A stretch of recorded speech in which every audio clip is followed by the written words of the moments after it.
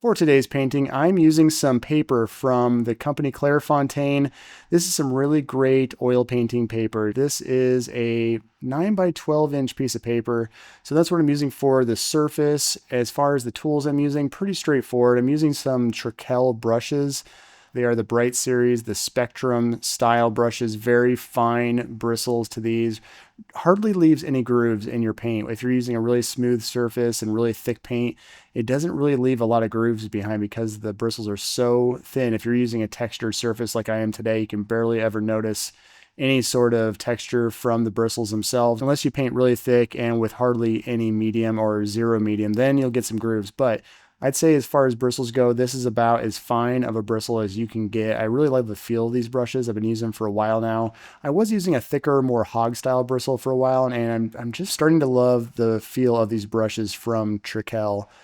As far as the oil paints I'm using, it is a mix of a few different companies. I do love M. Graham. Most of the paints on my palette are M. Graham, but there are a few colors that I get from Michael Harding. They have some of the best colors out there. Michael Harding, I use the ultramarine blue, the alizarin claret are a couple of my favorite colors from them. And the titanium white that I use for most of my paintings is from M. Graham's, the rapid dry color. So that's the colors I like to use now. As far as how I am approaching this composition, I decided to go with some very subtle purples in the dark areas and then work my way into some very, very subtle yellows in the highlights. And then in between there is just sort of transitioning of color. So it almost gets into the grays and the midtones. And then after that first layer is done, I have the drawing done. I have the block in, the nose, the mouth, all that locked in as far as I want to get it. Then I get into some really intense blue colors. They're mostly right in the middle of the road blues, especially in the midtones. But then once it gets into the brighter areas, that's when I switch into some slightly greener colors, but not too far into the greens, just a little bit, just so there's a little bit of a shift in hue.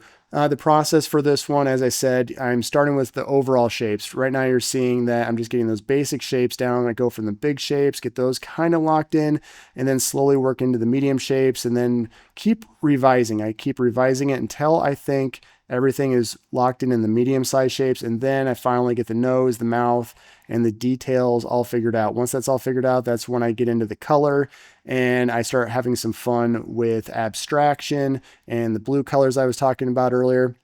Now, because I am using this paper from Clairefontaine, it does soak up the paint a little bit more than a typical gesso. It does hold up pretty well for oil paint going into paper. It's one of the best I've found as far as a piece of paper that doesn't need to be primed beforehand. It's got some sort of primer built into it already, which really works well.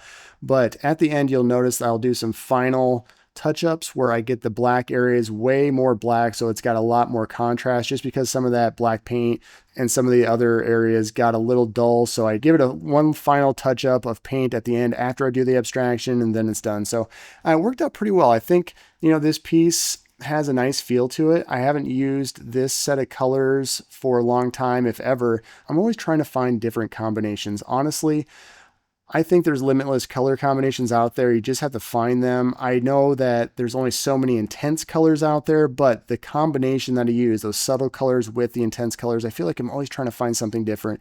If you'd like to learn more about my painting process, go check out my Patreon account. I have a ton of oil painting tutorials, exercises, and some art downloads. Every month I put an exclusive art download on my Patreon account that you can download, print out, put on your wall, and collect them and just have a whole wall of my art if you want. You don't have to, but it's there in case you want it. I'd love to hear your thoughts on this painting, what you see, what you feel when you look at this painting.